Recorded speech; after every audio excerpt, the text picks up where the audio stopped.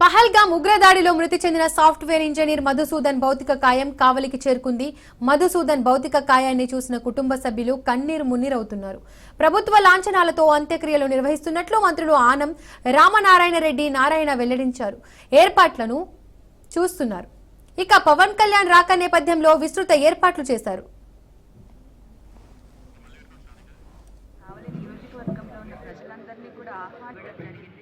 ప్రతి ఒక్కరూ కూడా ప్రజలందరూ కూడా ఈ యొక్క అంతిమ యాత్రలో పాల్గొనడానికి అవ్వడం అనేది ప్రతి ఒక్కరిని కూడా కంటతడి పెట్టిస్తూ ఉంది. మనం చూసుకున్నట్టు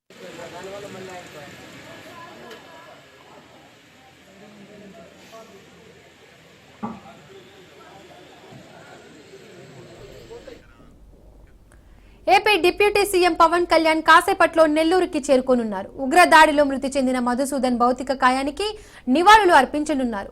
ఇందులో భాగంగా జెడ్పీ స్కూల్ ప్రాంగణంలో హెలిప్యాడ్ ఏర్పాటు చేశారు అధికారులు. ప్రభుత్వ ప్రతినిధిగా హాజరు కానున్నారు మంత్రి ఆనం. ఇక పవన్ కళ్యాణ్ రాక నేపథ్యంలో విస్తృత ఏర్పాట్లు చేశారు అధికారులు.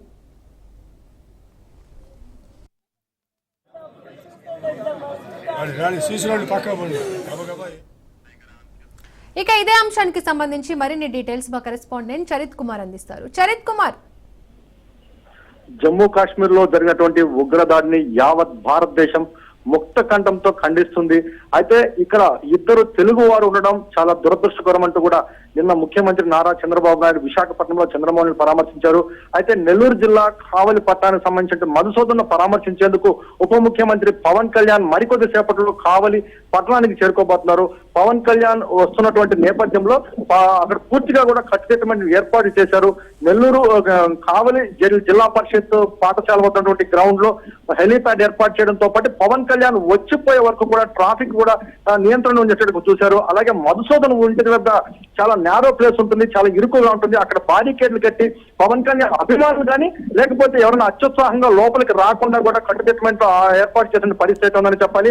అయితే జరిగినటువంటి ఘటన పట్ల అయితే మాత్రం యావత్ భారతదేశంతో పాటు ఆంధ్రప్రదేశ్ లో ఉన్నటువంటి ప్రతి పౌరుడు కూడా దిగ్భ్రాంతిని వ్యక్తం చేస్తున్నారు.